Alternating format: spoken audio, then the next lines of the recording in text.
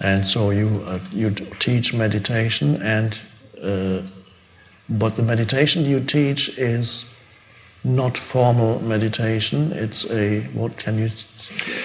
Yes, I mean, I've done more formal meditations, but over the years, I've just realized for me, it's just about letting the attention completely relax.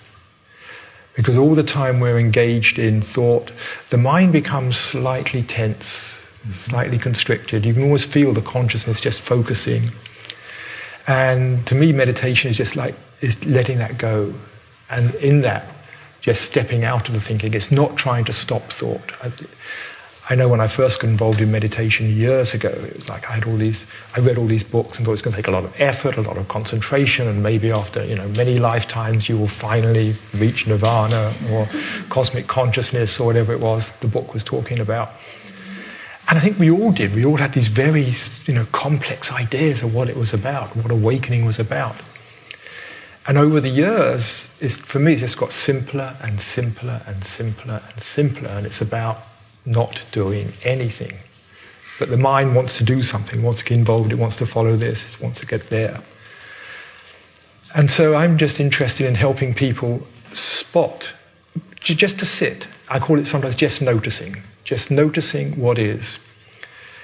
And just to notice when that slightest bit of trying comes in, that slightest bit of wanting. It's like, oh, this isn't quite as good as yesterday. Maybe if I just sort of actually did this, or maybe if I just relaxed a bit more. And if I just relaxed it.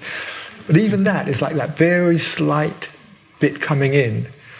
And so I just get people to say, well, just include that. That's also part of the present. The most insidious thoughts in meditation are the ones that are about the meditation. We can recognize the thoughts that say, oh, I must remember to buy this, and if so-and-so calls tomorrow, what should I say? And what I did yesterday, that was really neat. That was nice. I like that. Those thoughts we recognize, but in the thoughts that say, okay, this is okay. I wonder how much longer I've got to do here. And those little thoughts, and just say, that's also part of what is. And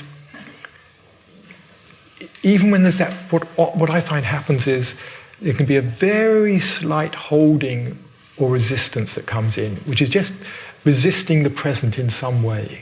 Yes. The very idea that I am doing a meditation, I become an obstacle. Yeah. Because that comes in between you and simply being, recognize that beingness. So often the technique becomes the obstacle rather than the opening. Yeah. So in a way, there's no technique in your meditation. Right. You can't do meditation, but it's an exercise of awareness, bringing awareness to what is, and it's the resistance that keeps us locked in. And so even bringing awareness to the resistance. And so when you notice there's some slight holding or resistance, to notice what that feels like.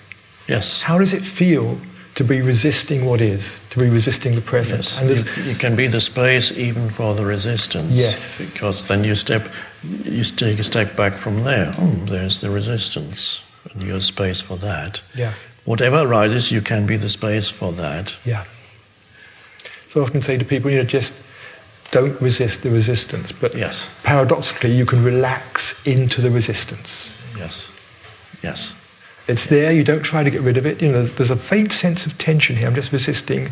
Okay, just notice it, what's it like? Okay, now relax into that. And of course, as soon as you do, it dissolves, and you just drop back to being. Yeah. Yes. Yes, that's lovely. So, that sounds quite easy. It is totally easy. It is ease itself. It is ease itself. However, these minds have been trained to do things and to train to do things well, and we could always do things a little better, and maybe if I just tried a little bit harder, it would be even better. Yes, yes. Yeah, we're so trained in this mindset that to try, to make things better. Yes. And in some ways, meditation for me is an untraining of the mind, or stepping back from all that conditioning that we have through our lives. Yes. It's just stepping back from that.